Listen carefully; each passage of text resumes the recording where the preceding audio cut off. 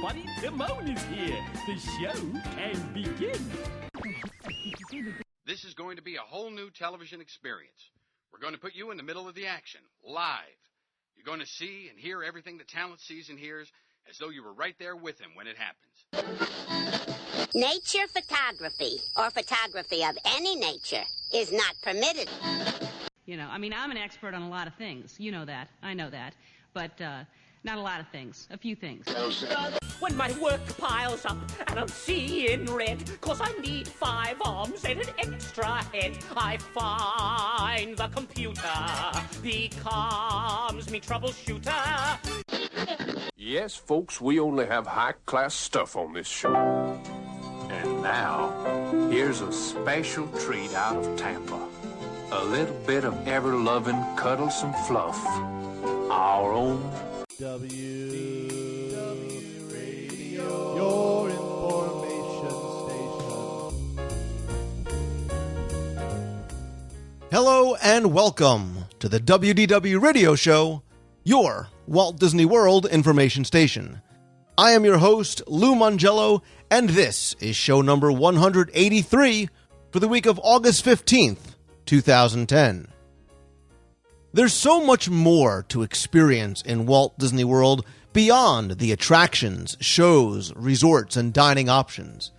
In fact, part of what I enjoy doing on this show is introducing you to things to do beyond the parks that might enhance your vacation or even give you yet another reason to come down and visit.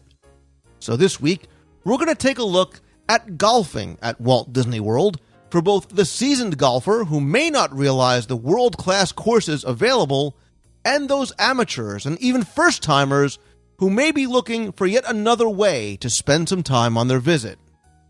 In a new Disney contest this week, I'll ask you to use your ears to see how well you know Walt Disney World. I'll then have a few announcements about some upcoming Disney meets and events, and then play more of your voicemails at the end of the show. So sit back, relax, and enjoy this week's episode of the WDW Radio Show.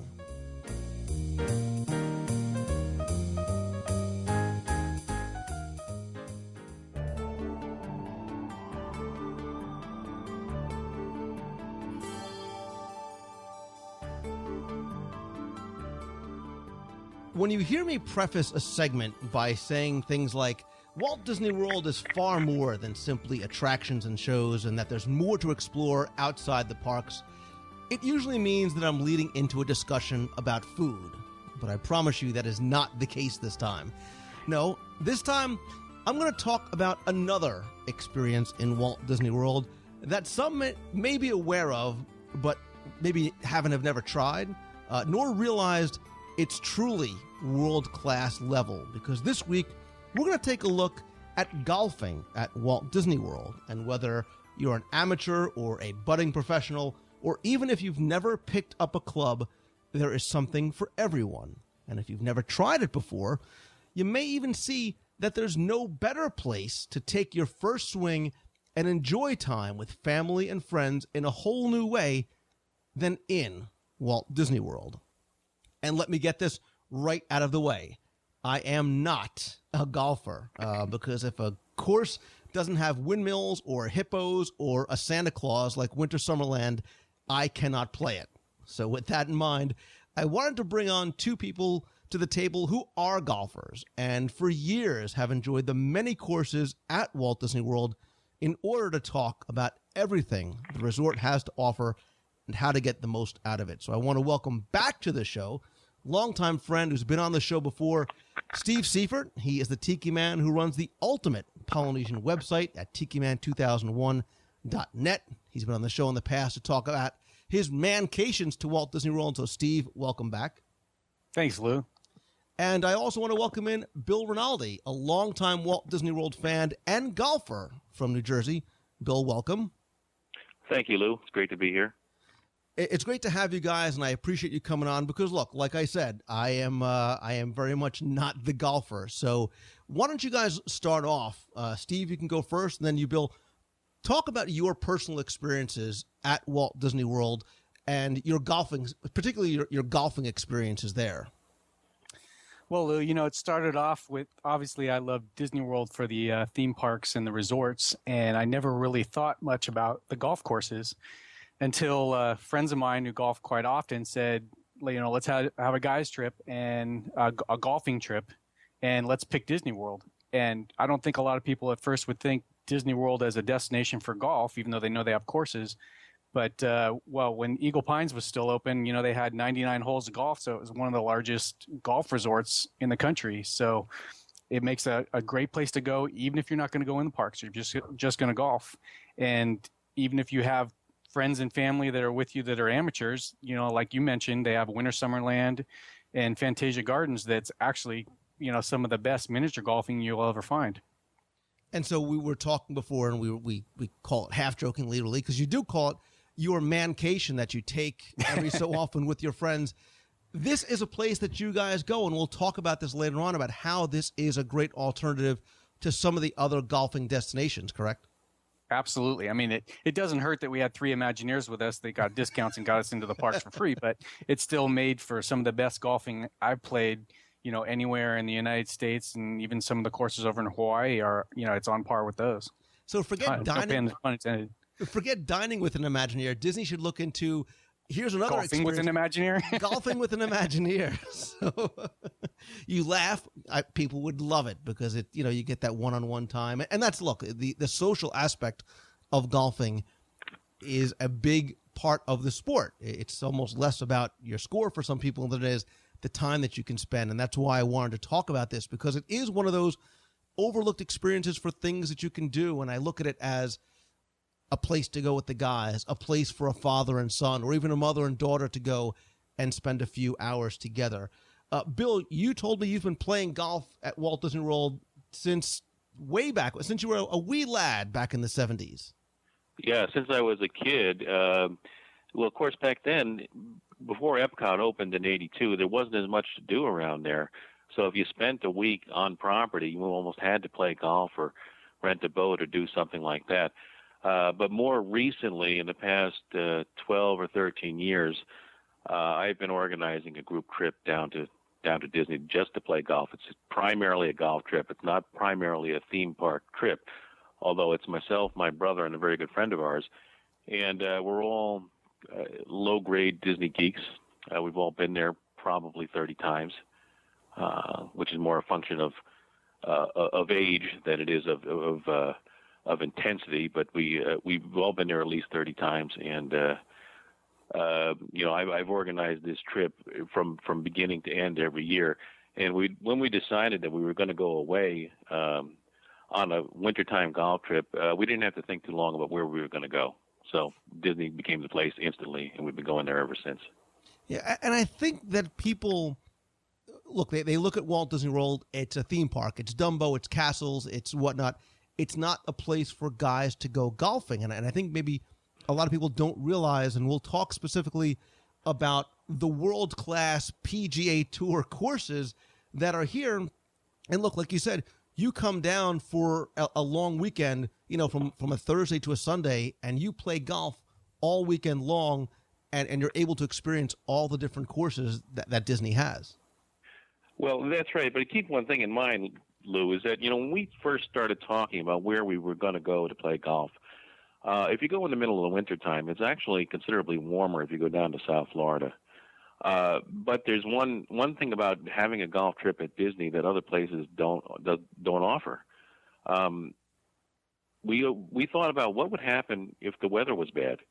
And, if the weather's bad, if you're in the middle of Miami, you might have to find something else to do. I think if the weather's bad at Walt Disney World and it's a cold, wet day in the middle of January or in the middle of February, that's the perfect time to go down to the Magic Kingdom because there's nobody there. So we have a built-in alternative if the weather does not cooperate, and sometimes it doesn't.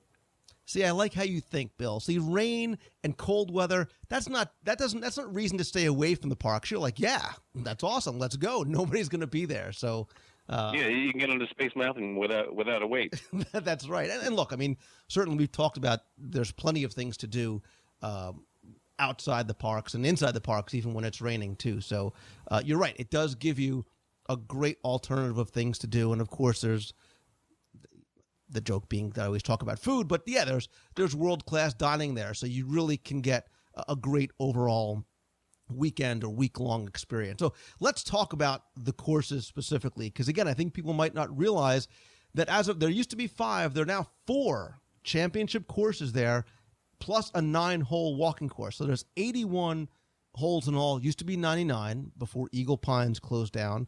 Again, the courses are world class. They are designed. The Palm, Magnolia, and Lake Buena Vista courses go back to the early days. They were designed by Joe Lee. The Palm and Magnolia host an annual PGA Tour professional event in the fall of each year that they've been doing since 1971. So let's kind of break down, because each course, and you guys can certainly speak to this more than I can, each course is very, very different, even though they're all on property.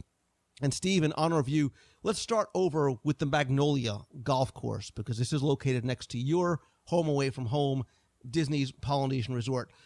Steve, and then Bill, tell us a little bit about your feelings about Magnolia and how Magnolia is sort of different than all the other courses.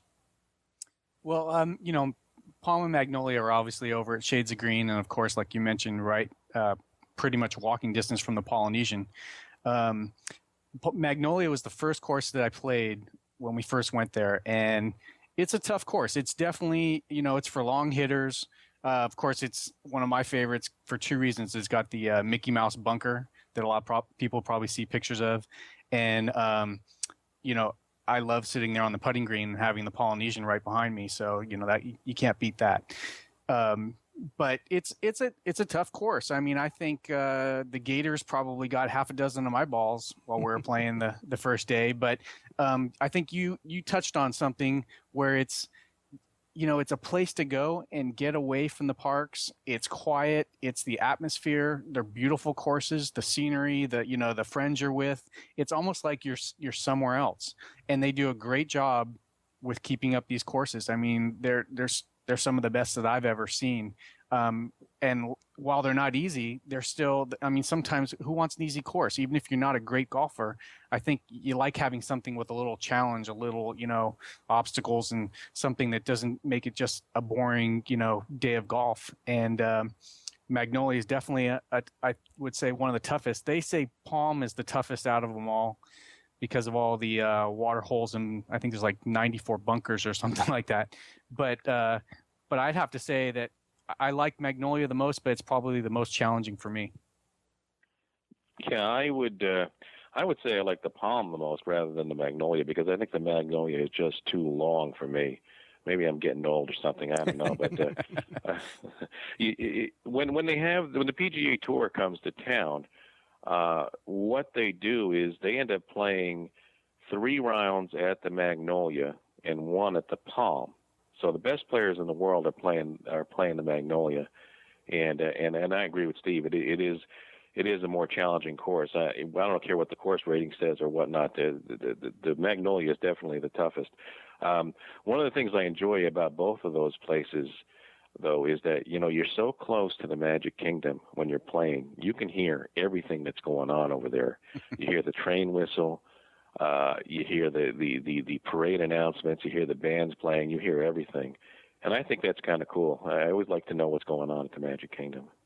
Yeah, I was going to ask you if you got any sort of that, audio overflow from the Magic Kingdom. Because, look, I think one of the things that we love, and Steve certainly being over at the Polynesian, Grand Floridian, is hearing that whistle in the background. And courses like the Magnolia, which are very lush and have these rolling greens and really very much an immersive sort of getaway experience like you described, hearing that in the distance, I would hope would be an enhancement to the course and not a distraction. Like, I have to get over to the Magic Kingdom and get my, churro and ride on Space Mountain. Or do you still feel like you're very much separated?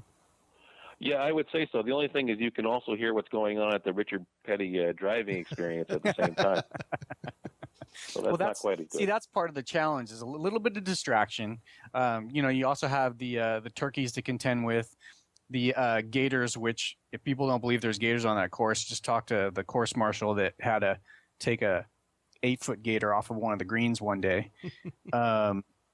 raccoons that they tell you to watch out for, which we didn't believe until I took a photograph of a raccoon climbing into the golf cart with me about 2 feet away, stealing a cell phone, and we had to throw a sandwich at him to get him to drop the cell phone. So, you get a little – I think they train these animals to do that, by the way. But, you get a little bit of a little challenge to it besides just the course itself. See, where else can you get such an interactive experience than on the Palm and Magnolia? So, but yeah, and look, these are not just great Disney courses. These are great courses. I mean, they're 4-star rated by Golf Digest. They are very challenging for all levels. Like you said, Magnolia's got 97 bunkers. The Palm has 94. It also has 9 water holes. So it definitely is a great place to test your skill. It's not like going to Winter Summerland and just mini golfing. I mean, this is where you can get a great golf experience. Let's move over a little bit down the road over to Osprey Ridge, which is located near Disney's Fort Wilderness Resort and Campground. This, I have to imagine, guys, again, not having ever walked the courses myself, has a very different look and feel to it, because I have to imagine that instead of these beautiful magnolia trees, you've got a lot of cypress trees and oaks and pines and palmettos, things like that. Bill and then Steve, how does Osprey Ridge compare, and how does it rate to you compared to the other two courses? Well, I think Osprey Ridge is a lot more rustic to me for some reason, and it almost has a little bit of a northern feel to it for some reason. There seems to be a lot more woods there, and it's a very well-designed course in the sense that I think it's challenging and yet fair. It's the newest course there, and it was they spent a lot of money on getting it designed. They hired a guy named Tom Fazio to design it, and he's one of the biggest names in the business. So I really enjoy going there. I also used to really enjoy going to Eagle Pines as well, which was located in the same location, but that's not there anymore. Yeah, we played Osprey Ridge during our first mancation, and I really enjoyed it. It was a little tough, and I wasn't exactly on my game. Not that I always am anyway, but it definitely did have a completely different feel than Palm and Magnolia. And I think we actually decided we went back there twice because I know a lot of the other guys really enjoyed the challenge to it. It was, kind of had a mix. It had some stuff that was easy and some stuff that was difficult, but definitely a different look to it. And it's got a nice clubhouse, great breakfast in the morning, which was a nice way to start off your day. And we were also lucky enough during the first Tiki Fest, were coming in from golfing at Magnolia one day, and they saw us with our clubs, and they asked us if we had ever played Eagle Pines, and we said no, we hadn't had a chance to. And they said, well, if you want to, sign up now because tomorrow was going to be the last day Eagle Pines was going to be open. So we were lucky enough to actually get over there and play the last day it was open. And I would say that I really enjoyed that course, and I'm sorry I didn't get to play it again. Yeah, and like you said, the look and feel of Osprey Ridge, very, very different. I mean, much more of a natural sort of wetland vegetation. It's actually a certified Audubon Cooperative Wildlife Sanctuary, so it'll give you a sense of how that would feel sort of being located there, not far from the shores of Bay Lake. It's actually recognized by Golf Digest not only as a 4.5 star, but one of the best golf courses in all of Florida. So again, high praise from a third party like that. Now I hear just before you go on, I hear, and maybe you can confirm this, that it was going to be closed down because of the Four Seasons, but it's been rescheduled because of the delay of the Four Seasons to close it in 2012, I believe. Right, I did. Now I don't know the dates. Right, I did hear originally that it was supposed to close as well. Obviously, it is still open. I don't know officially sort of what the timeline is for it, but in case that is true, that there is sort of an end date for Osprey Ridge. If it's a course that you're interested in playing, I would suggest trying to get on it sooner rather than later. Yeah, who knows how long it's going to take. I know when they closed Eagle Pines, I was under the impression, that was like 3 years ago, and I was under the impression that they were immediately going to jump in and start building a new course to replace it as part of the Four Seasons. And I was there a couple of months ago. It doesn't look like much of anything is going on there right now, unless I missed something. No, I think you're right. That was what we were told that day that we went on the last day, and it sounds like maybe due to the economy that the plans have really slowed down. But the plan was to actually close both of those, and I think either make kind of two courses that are part of one or two new courses. But obviously those plans have been delayed. Yeah. Yeah, and the fourth professional course is located near downtown Disney, and it's the Lake Buena Vista Golf Course. Again, very different feel here. This has more of a country club style atmosphere and a lot of pines and lakes.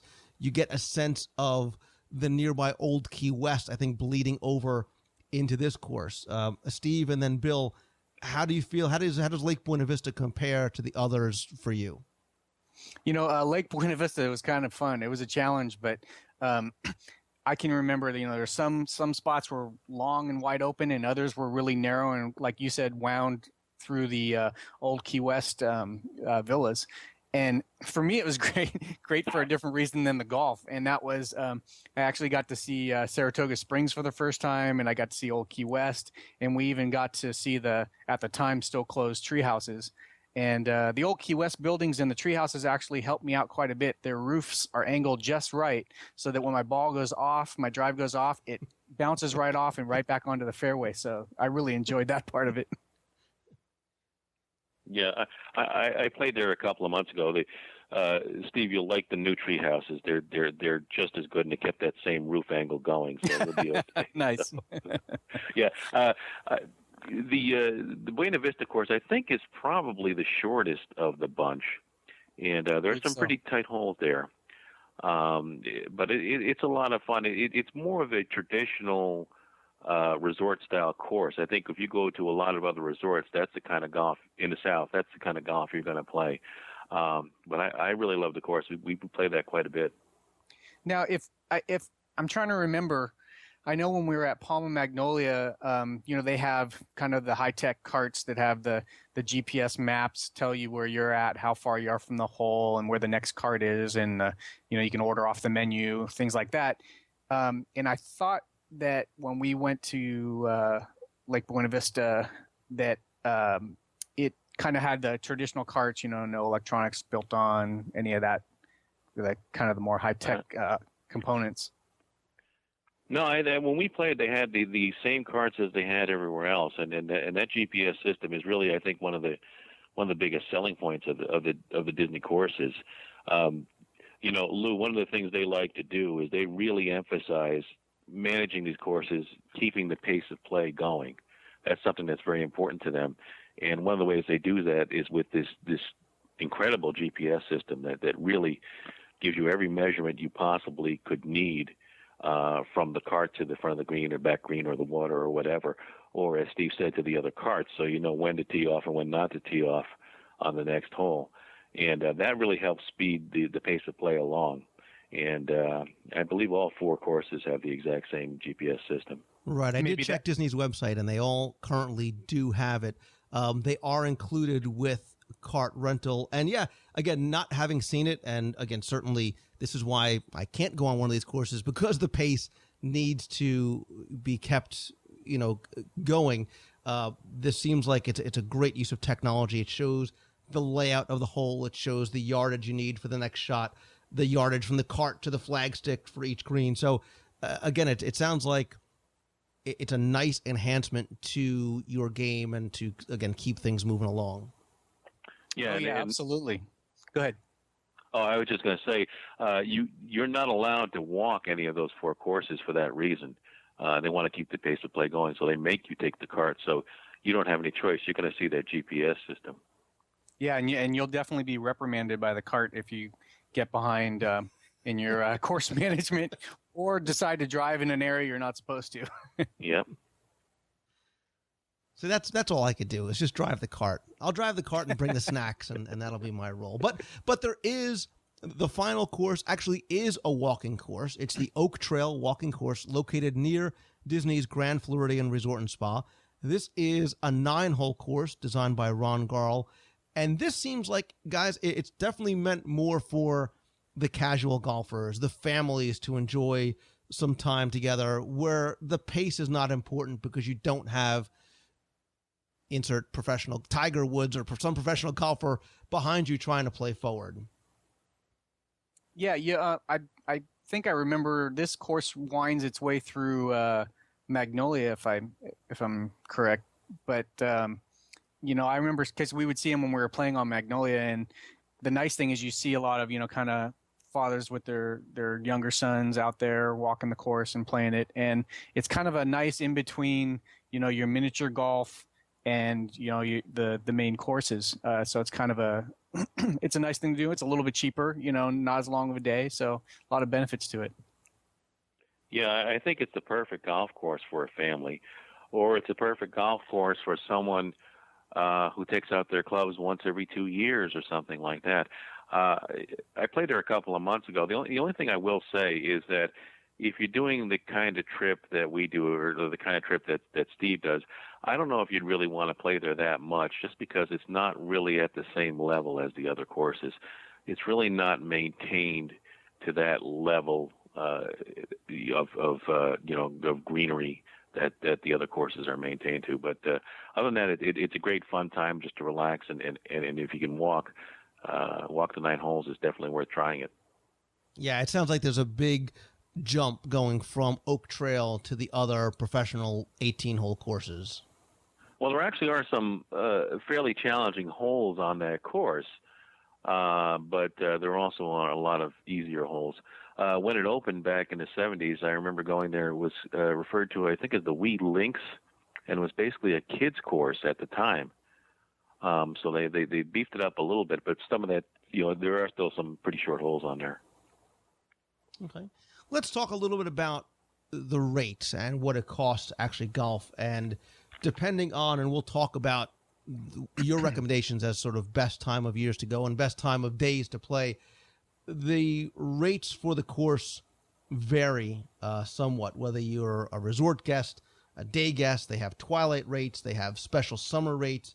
So for Osprey Ridge, the Palm, Magnolia, and Lake Buena Vista courses, if you are a resort guest between May and October, Monday through Friday, it's $89. It's $99 over the weekend. And if you want to buy a 2-round pass and save some money, it's $140.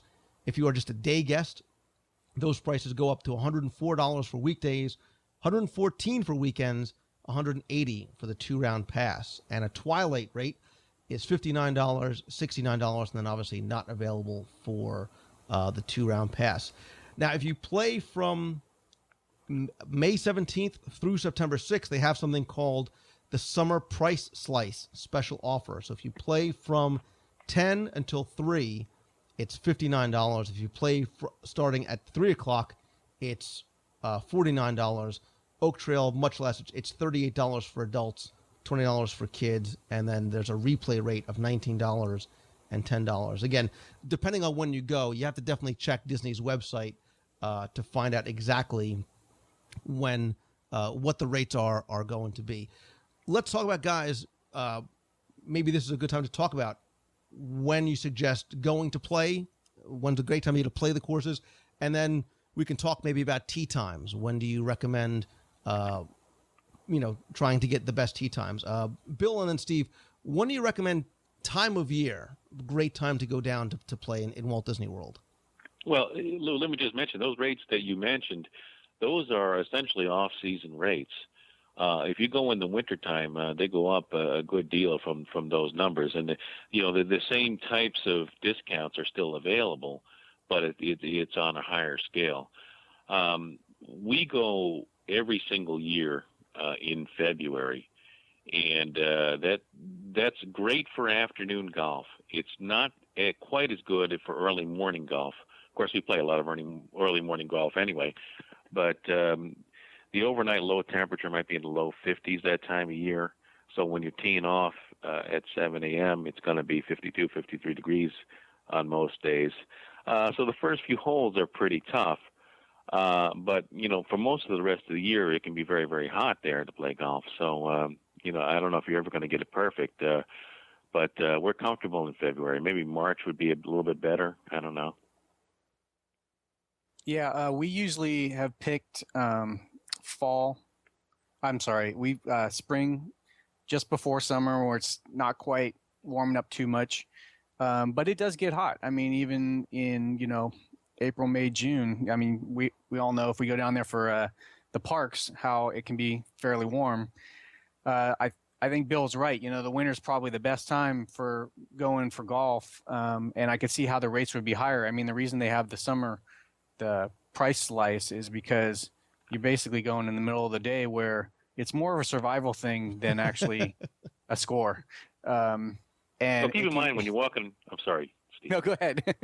Keep in mind when you're walking around the park, I mean, it's hot then too, but you're going indoors when you go, in the American Adventure or when you go into Pirates of the Caribbean or something. So you're not exposed to the heat the whole time. Whereas when you're playing golf, you're really exposed to the heat the whole time.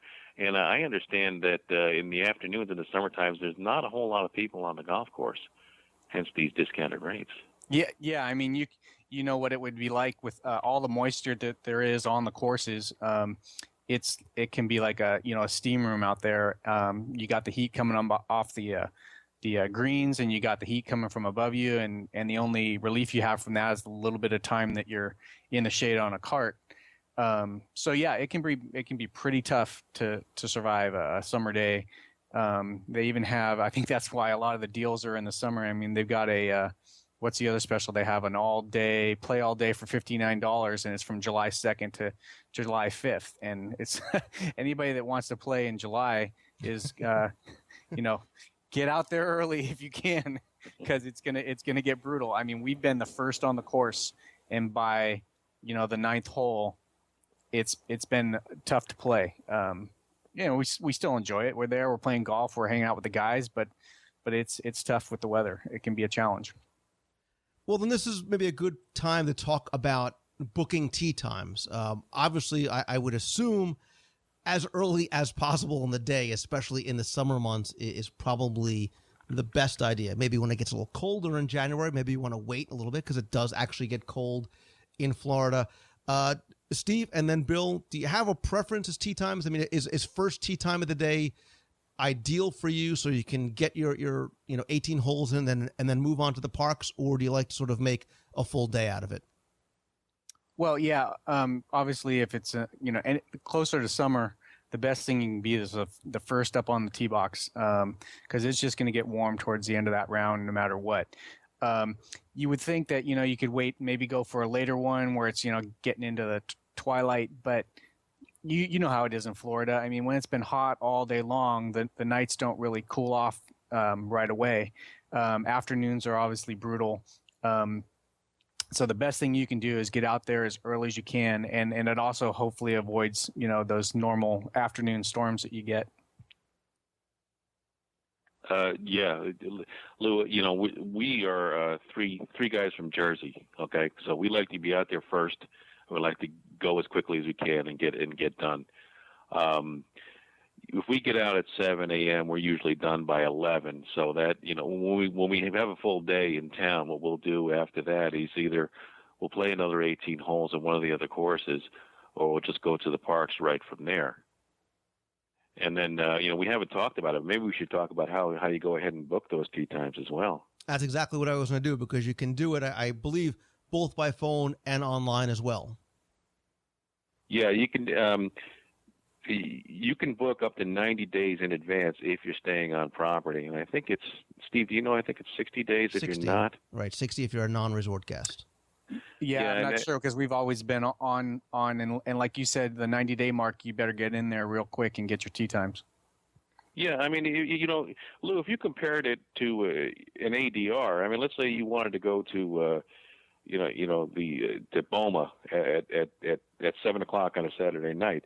It might be a tough table to get, and what you would do, I would think, would be to go online as early as possible and book that reservation. And, if you're one of the first 5 or 6 people who want that time, you're going to get it. And if not, if you're one of the first 15 or so, you might get 10 minutes before or 10 minutes after.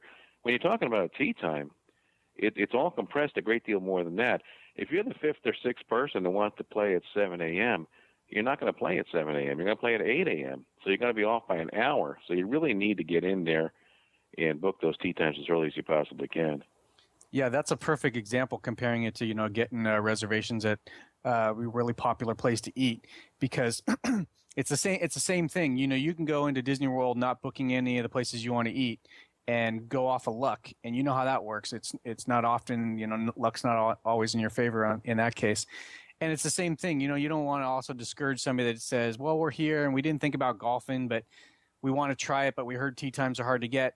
Sometimes you can luck out, like we did with Eagle Pines. It was the day before and they happen to have a good tee time. But if you're really going to plan this trip, you really want to make sure you get your tee times as far in advance as you can. Yeah, so at that 90-day mark, half the people are on the phone or online trying to get into Cinderella's Royal Table. The other half are trying to get to Osprey Ridge at 7 a.m. So. Right.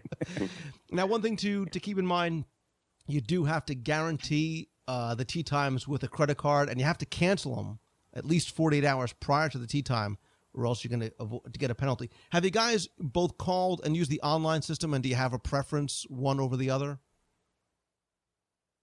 Well, I've done. You want to go ahead, Steve?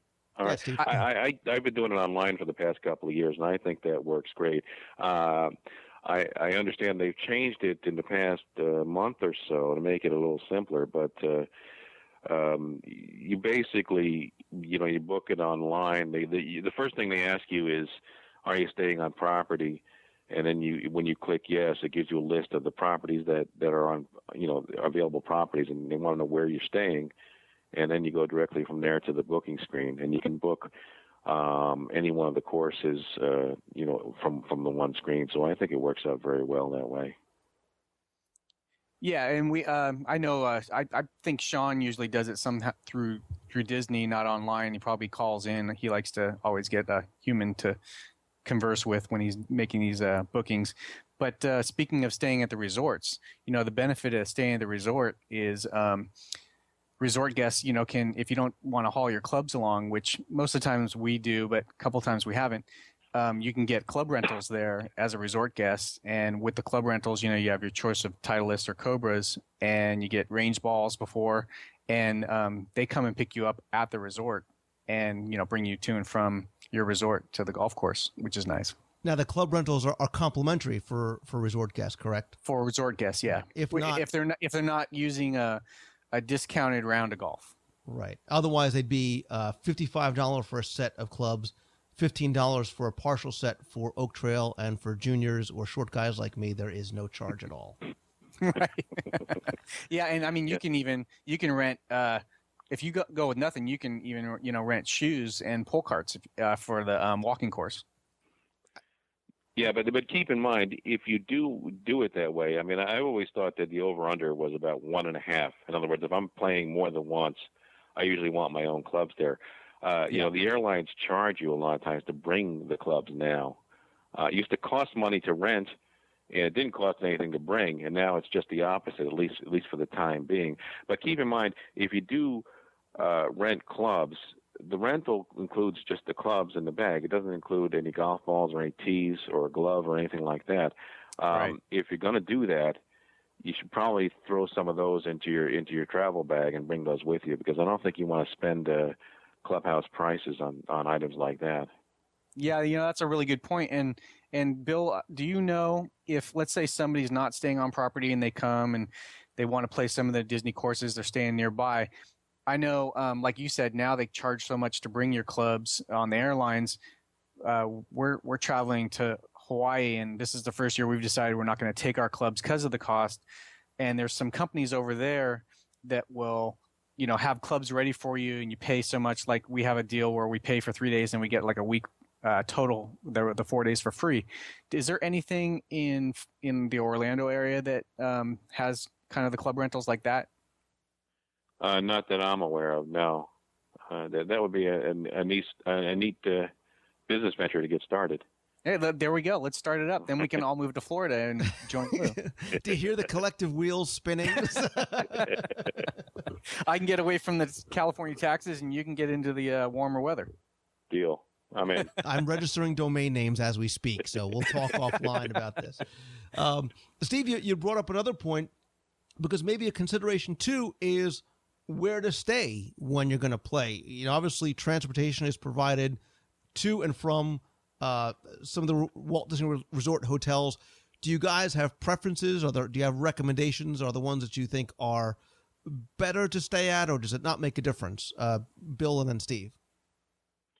Well, the last couple of years we've been buying points and staying at some of the vacation club resorts.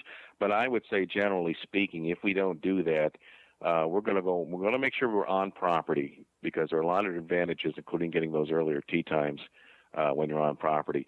But we don't want to spend a lot of money. So we'll go to maybe one of the all-star resorts, because, with the schedule we have, it's a really full day. I mean, that first day, we're on the golf course at 7 a.m., and we're not back to the room until 11 that night. So we don't really care too much about how fancy the accommodations are. We're there mostly to go to the parks and play golf. Now, I don't even need to ask Steve, because he's just going to tell you to stay at the Polynesian, and that's it. No, I don't know anything about the resorts there. I have no idea where I would stay. No, actually, the interesting thing is that on all the mancation trips that we've gone on, we've never stayed at the Polynesian. And the main reason for that is not necessarily the cost, because it's a great location, obviously, for at least the Palm and Magnolia. But we usually do go for a villa, just because, we're going with 3 foursomes. So we try and optimize. we get 3 rooms for us all to kind of cram into, and it's fine for sleeping, because, most of the time, the same thing. We're out golfing most of the day. We get back, all we really need to do is get into a nice, cool pool. And we've been staying the last couple times at the boardwalk, because it kind of makes it nice at night, because we have close by options for food, which, hey, it's great place to be for, eating after a long day of golfing. And, you've got close by entertainment, even, outside going into the parks. There's some of the stuff around the boardwalk that's always fun to kind of go and do after a long day. So if you don't drive, or if you don't rent a car, Steve, how does the transportation work? So if you have a 7 o'clock tee time, how do you make arrangements, or does the golf course make arrangements for you to get from All-Star, the boardwalk, wherever it may be, to and from the golf course? Yeah, you call and let them know what time your tee time is. They'll have depending on the size of your party, they'll have a van or 2 come and pick you up in time to get to the course. And they give you vouchers to give to them to basically pay for the ride, and then they'll be back. A lot of times we've had to call them when we're done, and then they'll come and pick us up and bring us back to the resort. It's pretty convenient, and they're pretty efficient at doing that. And it's nice, because you don't have to wait for a bus that comes on the hour and stops at multiple resorts. That is your transportation to and from, so you don't have to worry about wasting time in that regard, and it's really there just for you. Yeah, that's right. The other thing, too, we talked about renting clubs and renting this and renting that. We also talked about the fact that the courses are for many different levels of play. Something that maybe people don't realize, and I'm sure you guys, being relative professionals, probably have never taken advantage of this, is that they do offer lessons as well. I mean, they do have PGA instructors who are there that'll give you individual lessons or group lessons. So if you want to go with your dad for Father's Day, or if you want to go with a group of guys and maybe you aren't really all that experts, they will customize your lessons depending on your individual levels or the level of the group. And they use a lot of the high-tech video analysis to enhance and really look at your swing and try and refine it. And the lessons go from beginners all the way up to professionals. The rates range. They're $75 for adults, $50 for juniors. You do need to make an appointment. They also can provide you equipment, obviously, as well. And again, these are all things that you can take advantage. You can call in order to make reservations for that. I don't think you can make arrangements for lessons online. You actually have to physically get up and call them. Do you guys have any tips for getting the most out of the experience, or ways to save money, or things that you found from all of your trips that maybe are good tips for people who are looking to golf on a Disney course for the first time? Bill and then Steve.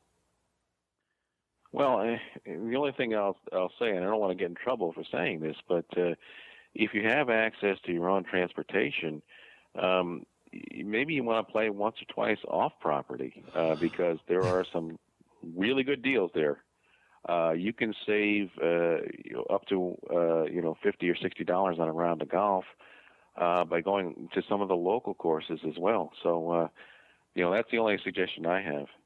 Yeah, and to that end, I mean, I was half joking when you said off property, but Celebration, for example, has a course. It's practically on Disney property. It's a couple minutes away. It was actually ranked one of the top 25 public courses by Golf World. It's rated 4.5 stars. It's one of the top 200 in North America, one of the Golf Digest best places to play. And again, like you said, if money is a concern, it is an alternative that maybe you can look into, or another option as well. If you've played all the Disney courses and you want to sort of venture just a little bit, semi-off-property, Celebration is a good option as well.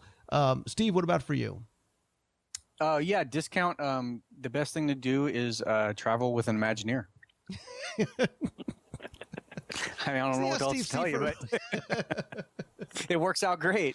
I'm telling you, Steve, we got to forget the other business, the renting of the clubs. We have to rent out the Imagineers. Golfing with an Imagineer. Well, they're the ones that will deliver your clubs for you out of the business. We'll start. But and Bill brought up a good point. We had been a couple times and played the courses over and over again, and we thought it'd be nice to try something off property. And I'm trying to remember because we didn't have transportation. I mean, we didn't have our own transportation, but I think if we called around ahead of time to see what different courses there were and what they offered, and some of them will offer to come and pick you up and bring you to the course. So we had worked something out. I mean, we had to pay for it, but when you have a big enough group and you split it up and they bring a van, it doesn't cost much to get over to some of the courses. We played the Orange County National, which was a fun place, but it's definitely worth to see. I mean, once you've played the Disney courses, because you definitely want to experience those. But once you've gotten through those, it is kind of nice to kind of venture off and see what else there is in the local area. I mean, there's probably so many courses close by that Bill would know about that are worth trying also. And every course is different and it's got its own character, and it's kind of nice to change the scenery. Right, and then look, and that's what makes Walt Disney World a great golf vacation destination, because there is more than just the courses there and the theme parks and the dining and the nightlife. If you want to have additional golfing experiences, there are other courses not far off property if need be. Yeah, in fact, I could recommend 2 other places that we haven't mentioned that I think are really exciting places to play. If you want to take a trip down to Champions Gate, it's not far either. That's a little bit further than Celebration. I think it's 2 exits down on Route 4, but that's a great golf complex. And then another place I'd recommend. We played there a couple months ago. I thought it was absolutely spectacular, and it was less expensive than I expected it to be, and that is a place called Legends at Orange Lake. It's very close by as the crow flies. It might take you a few minutes to get there because you got to work your way around there, but I think it's definitely worth the trip. Yeah, and 2 other things I wanted to quickly mention, because as Fernando would say, it's better to look good than to play good. If you need to get Disney golf gear, there are pro shops located at all of the courses, I believe, or most of the courses. But you can also go to Wide World of Sports. I think it's D Sports down there, has golfing gear. Main Street Athletic Club over in the Magic Kingdom has golf shirts and golf hats and some golf accessories as well. So if you want to get it for your trip, or if you want to get it for somebody that is a golfer at home, you can get stuff there. Team Mickey in Downtown Disney, Sport Goofy over at the All-Star Resorts also, I believe, has some golf stuff as well. Something else you can do, and I don't know if you guys are part of this as well, in another way to save money and get special offers and some exclusive discounts is you can actually buy a Disney golf membership. And there's a couple of different memberships you can have, each with different costs associated with it and with different memberships. So there's an annual golf membership, which is $50, excluding taxes, and everything we're talking about today excludes taxes, of course. If you're a Florida resident and you have an annual golf membership, you can get discounts of 25% off the regular rates before 10 a.m., 40% off regular rates starting at 10 a.m. You can bring up to 3 guests, and each of the guests will get the members rate. It also includes 20% off golf lessons as well. If you're a DVC member, again for $50, you can purchase a DVC golf membership, 25% off the rates, and then 40% after 10. You can also bring up to 3 guests who gets the member rate as well. If you're an annual pass holder, you're eligible for year-round discounts of up to 30% off the rates for the member and up to 3 guests. And if you are a premium annual pass holder, you also get complimentary golf on the Oak Trail 9-hole walking course. Finally, there is a Golf Classic Club membership that allows you to participate in the Pro-Am portion of the Children's Miracle Network Classic. You're eligible for discounts off regular day rates for you and up to 3 guests. Segueing the Children's Miracle Network Classic, something else we should talk about the golf experience is it going to it as a spectator, because there is an annual PGA Tour event held every year at Walt Disney World. Been doing it since 1971, when Jack Nicklaus wins 3 years in a row. Not maybe coincidentally the year after they changed it to a team competition. It's gone through many, many names. The Funai Classic, so many more. Right now, it's the Children's Miracle Network Classic. This year, it runs from November 11th through the 14th in 2010. Again, this is the 40th year for a real PGA Tour event. Have you guys ever had a chance to come down and watch one of the events? Bill, I have not. I wish I had. Well, I've seen it on TV a number of times. It's actually a very interesting event because it's the last PGA Tour event of the season. So the guys who are there, a lot of them are fighting for their professional lives. They have to earn a certain amount of money at this tournament, otherwise they're not going to be employed next year. They're not going to have their playing privileges the following year. So it's a very interesting tournament to watch. I would also add that if you're someone who lives locally, this is something I do up here in New Jersey. They're always looking for volunteers to work behind the scenes at these events, and that's a great way to not only watch the tournament but learn how these tournaments work and get to see some stuff that you might not be able to see when you're standing behind the ropes as well. Yeah, and if you are a golf enthusiast, a golf fan, not too bad to be able to combine your Walt Disney World vacation with a chance to see players like Tiger Woods and Vijay Singh and Payne Stewart and Davis, all these guys playing right there on these courses, and you can get out and go to watch. So, I mean, really, guys, again, I think we've sort of illustrated that not only is golfing just a great way to spend time with friends and family, but in Walt Disney World, it gives you a chance to experience something new at Walt Disney World, at beyond the theme parks and beyond the water parks and the resorts and things like that. And I think for golf enthusiasts, it is a great option instead of places like a Myrtle Beach, like a Scottsdale, Arizona, or a Las Vegas, each of which are some of the more popular golf destinations. I mean, Steve, you guys have been doing this. Bill, so have you. Any sort of final thoughts about golfing at Walt Disney World, or anything that you want to add, Steve, and then Bill? Yeah, not to be forgotten, there's always the miniature golf. That's definitely great for the families. I've always enjoyed going to the miniature golf courses and playing with the wife and the kid and the rest of our group. And of course, another option is always just bring a couple irons. There's plenty of nice lawns at all the resorts. You just got to be really careful because the Polynesian has a really bad sand trap, and they might kick you out. But just be careful. But no, honestly, it's it's a great destination because the courses are great, the options are great, the food is great, and when the weather's bad or when you're done playing golf, there's just so much more to do. Yeah, miniature golf. Now you're talking my language. What about you, Bill? Yeah, I was going to say that one course is the toughest miniature golf course I've ever played in my life. Yeah. At Fantasia Gardens, that one is impossible. The only thing I would add to that, Lou, is the Orlando area really has become almost a mecca of golf, and it's because Disney chose to go there years ago. But if you look around today, a lot of those players you mentioned before live in the Orlando area, and some of the best teachers in the world are also in the Orlando area.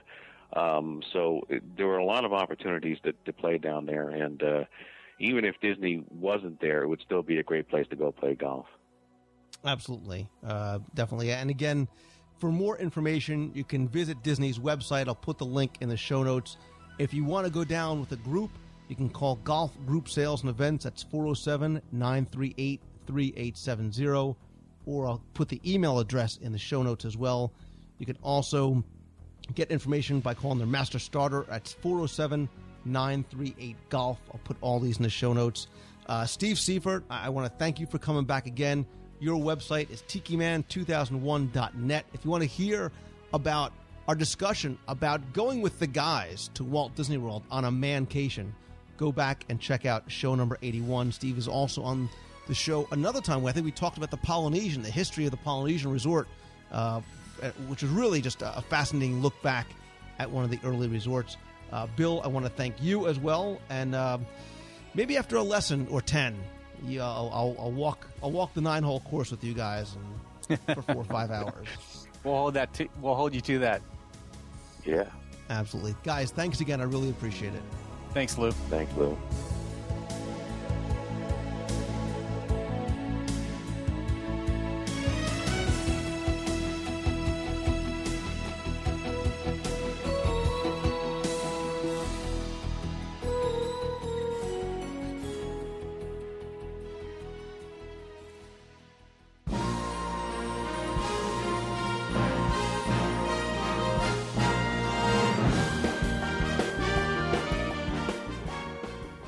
It's time for another Walt Disney World trivia contest this week, but instead of me asking you multiple choice or true and false questions, testing your knowledge or your Google searching ability about Walt Disney World history or trivia or details, I want to instead tie in something that I really love doing on the show, and that is the introduction, that little radio tune that brings you into the show.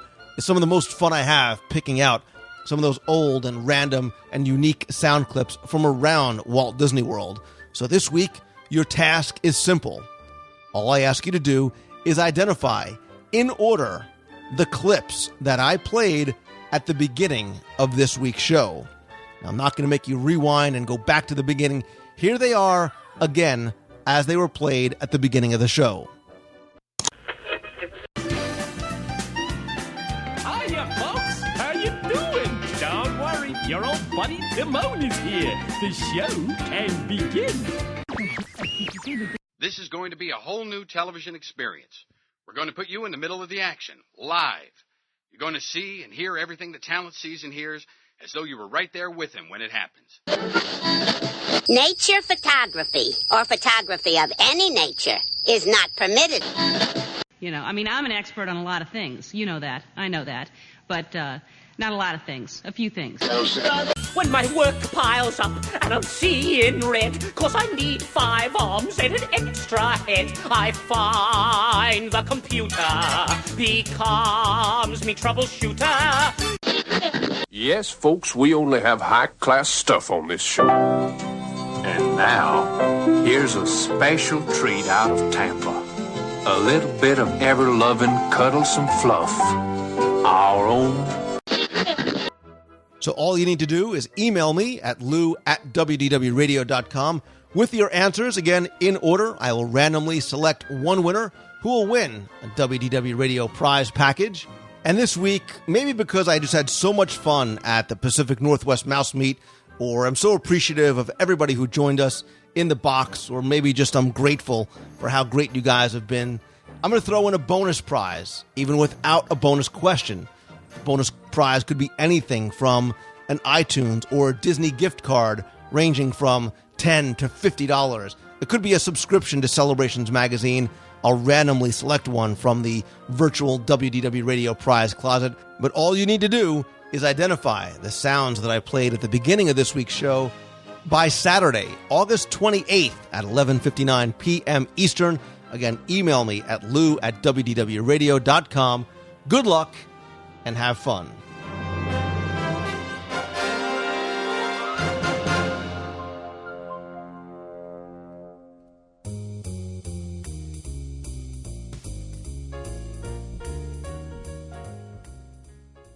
That's going to do it for this week's show. Thanks so much for taking the time and tuning in this and every week.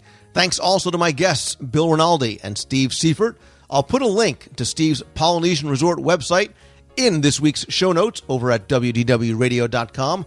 I also invite you to come by on the show notes and comment on this if you're a Disney golfer or if you've considered maybe going to golf down in Walt Disney World.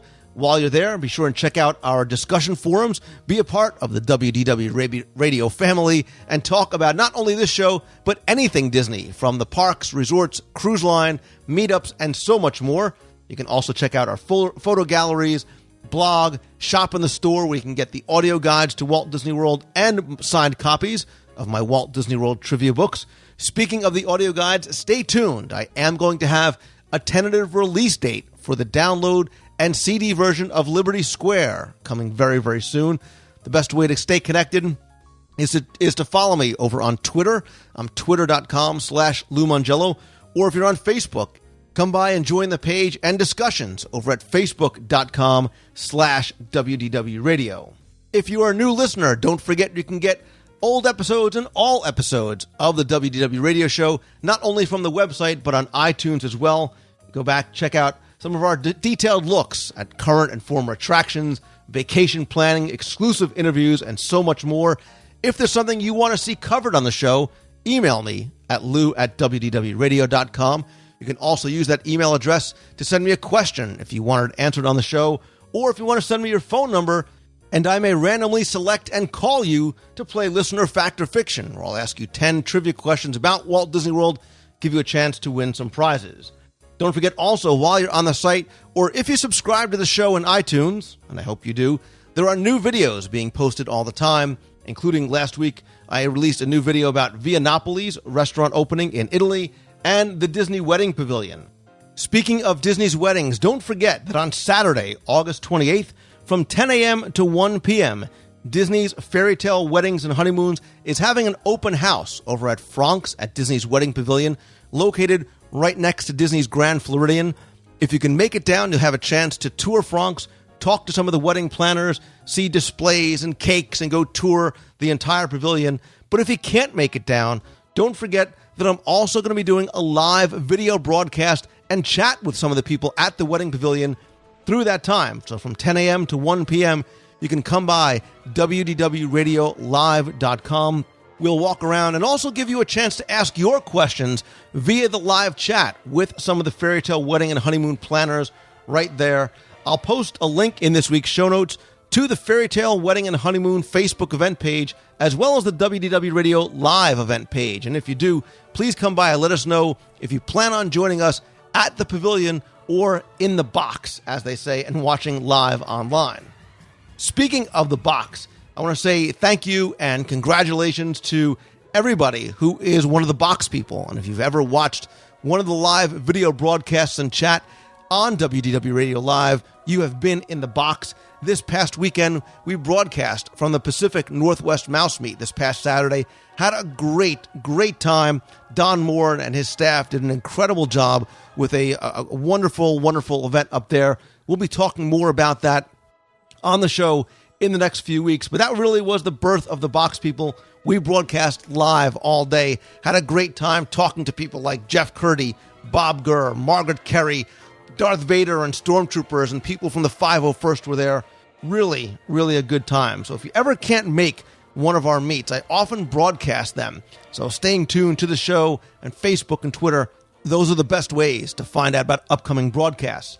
Speaking of Disney gatherings and meetups, including Meets of the Month, don't forget you can go and visit DisneyMeets.com. There I post links and information to all of the upcoming Disney fan events and things that I'll be at Meets of the Month in Walt Disney World. So, for example, the next Meet of the Month is most likely going to be Sunday, August 29th, sometime in the late morning, early afternoon. Still working on final details there. Again, I'll post that on DisneyMeets.com. I'll also post on Facebook, an event page there as well. In September, in addition to our regular Meet of the Month in Walt Disney World, if you are going to be out in Disneyland for Destination D, come by and join us. We're going to have some meets during Destination D. We're also going to have a private World of Color dessert party where we have a reserved viewing area for World of Color and an upstairs terrace dessert party over at the Golden Vine Winery. Tickets are just $29 per person, but if you book part of the package that we have with Mouse Fan Travel, they have a $175 per night room over at the Disneyland Resort Hotel. You can get first crack at the tickets, which are in very, very limited supply. We are almost sold out for just $19 per person. I'll link all this stuff up in this week's show notes. October, don't forget, October 1st is our annual Food and Wine Walkabout in Epcot around World Showcase. We'll be walking around the promenade, sampling everything from the Food and Wine Festival and recording something for the show. October 8th through the 10th is the Congaloosh weekend-long event with the dinner and the show by the Adventurers Club cast, multiple tours by Jim Korkis. I'll be giving a couple of tours myself. There's a banquet, a show and sale. Again, links to all these are going to be over at DisneyMeets.com. And we are inching closer to the WDW Radio Cruise on the Disney Dream, February 27th, 2011. Also, in this week's show notes, if you have a question about that cruise or Disney cruising in general, come by, post your comments on the blog entries notes. What we'll do is we're going to have a show coming very, very soon. We'll answer and address a lot of those questions and concerns. We'll also be doing a live broadcast where we can take some of your questions live as well. Thanks, as always, to my partners and sponsors, including Mouse Fan Travel. They are my recommended travel provider. Had a great time with Becky up at the Pacific Northwest Mouse Meet this past weekend. You can go and visit them over at mousefantravel.com and over at allstarvacationhomes.com. They have more than 150 homes and condos within just a few miles of Walt Disney World. Private homes with pools, spas, kitchen, game rooms, and so much more. There is lots more coming, I promise you, including the Liberty Square audio guide and some other things, and a few surprises that I've been working on. Definitely stay tuned for more information to the show, to Facebook and Twitter. Don't forget to come by, download, and please rate and review the free WDW Radio iPhone app. And if you like the show, my friends, all I ask is that you please help spread the word. Let others know about it. Talk about the show and some of the things we cover on other communities and forums. And if you're on Facebook, share the link with some of your friends there. And if you're on Twitter, tweet out the link to some of your followers. Please come by, rate and review the show over on iTunes. And most importantly, my friends, don't forget that I hope that you find a little inspiration to pursue your passion and follow your dream and take that first step towards making it happen each and every day. And always, always, once you do, please keep moving forward. So until next time, thank you again for listening. Have a great, great week, everybody. See ya.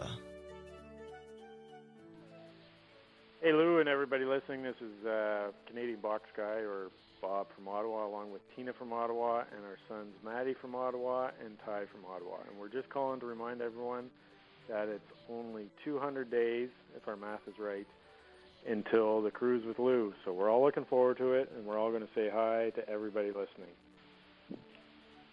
Say hi, Lou. Hi, Lou. Can't wait to go on the cruise and meet everyone. Yes. See you soon. See you soon. Take care, everyone, and see ya. Hey, Lou, this is Joel. Just calling to let you know, just enjoyed a good Pecos Bill Burger for you, and getting ready to just finished up watching the electrical parade and getting ready for the fireworks. So, beautiful summer night in Florida. Thanks. Have a good day. Bye. Hey, Lou, it's Melissa from the Cinnamons and Canes. We are back in our home state of New Jersey. Excuse me, allergies are kicking in, so we know that we are home. But we're still unpacking the magic and discussing our trip.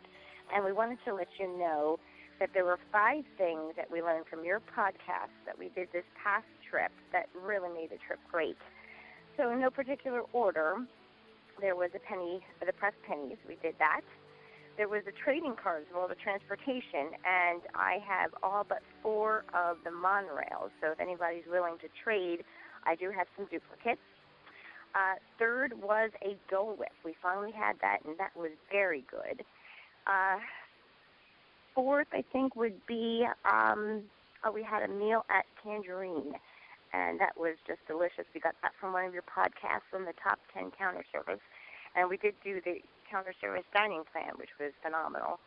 And then the top one, I would say, would be Yeehaw Bob. We experienced him Saturday night as my husband mentioned, he was on vacation. Well, we were down there, and we finally caught about 2 hours of him on Saturday night. And I guess I'm kind of glad we did not see him earlier because it would have been very difficult to go back to the parks after experiencing one night with Yeehaw Bob. So everybody out there, if you're down at Port Orleans, Riverside, definitely experience him or take a trip over to witness one of his shows. It's really, really great for everybody, kids and adults alike. So there is our top 5, or 5 of the things that we learned from your podcast that we took with us to Disney and had a wonderful time. So thanks for what you do, Lou. We totally enjoy it. In fact, we've been listening to some old podcasts as we unpack and do wash and do the yard and just get back into the routine as we prepare for our first day back without the world tomorrow at work. So you take care, Lou, and have a great day. Bye. Hey, Lou. Sam from Pennsylvania. I'm driving through Villanova, and everybody always calls you from the park. I figured I'd call you from Villanova, and your old stomping ground here, I believe. I think you said you're a Villanova alumni. So, yep, driving right by it right now.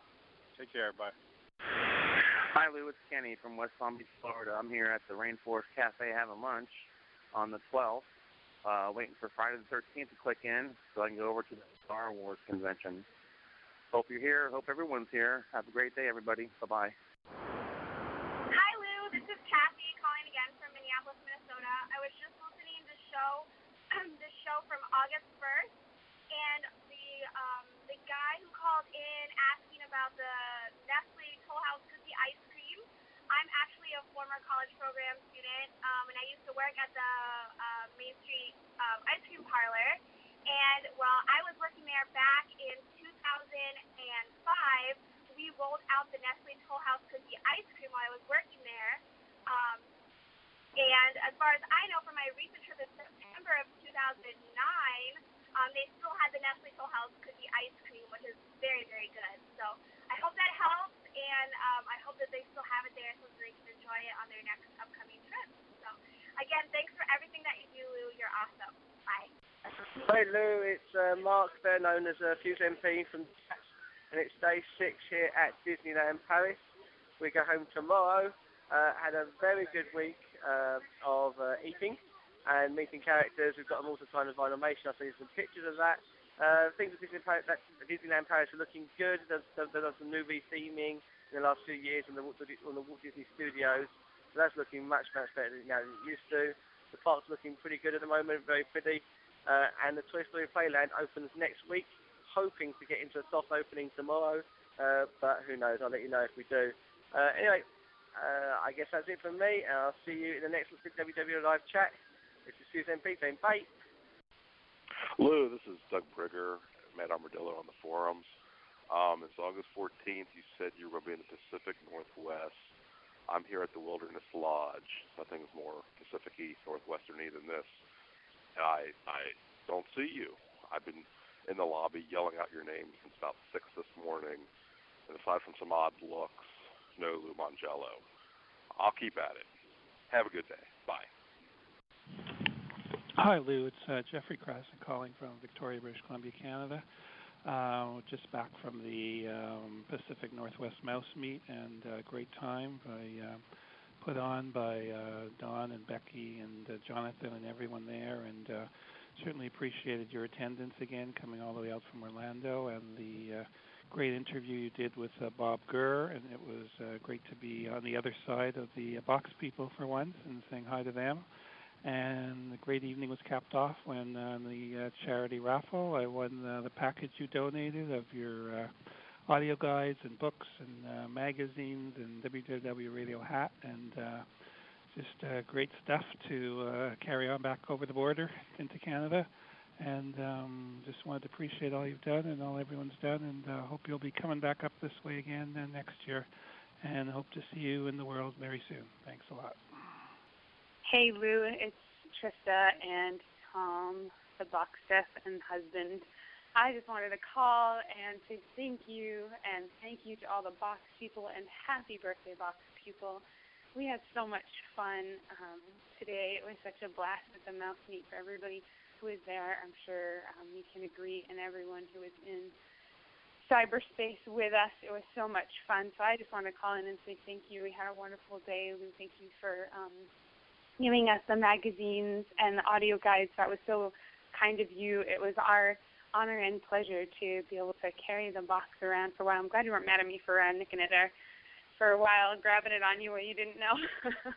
But it was just so much fun to keep everybody involved, and I called my mom all excited to tell her how much fun we had, and she went and watched all the live streams and was just laughing and really enjoying herself all the way in Massachusetts. So we had a blast. As a matter of fact, it was such a formative experience. We're thinking of penning a memoir and calling it The Box People, and then subtitle Our Day with Lou Mangello. So let me know what you think, and if we start writing, once I hit stories, I'm sure you'll let us get on the podcast and plug it a little bit, you know. Maybe we can partner up, do some co-marketing. All right, thanks a lot, everyone. Have a magical day, and talk to you soon. Bye.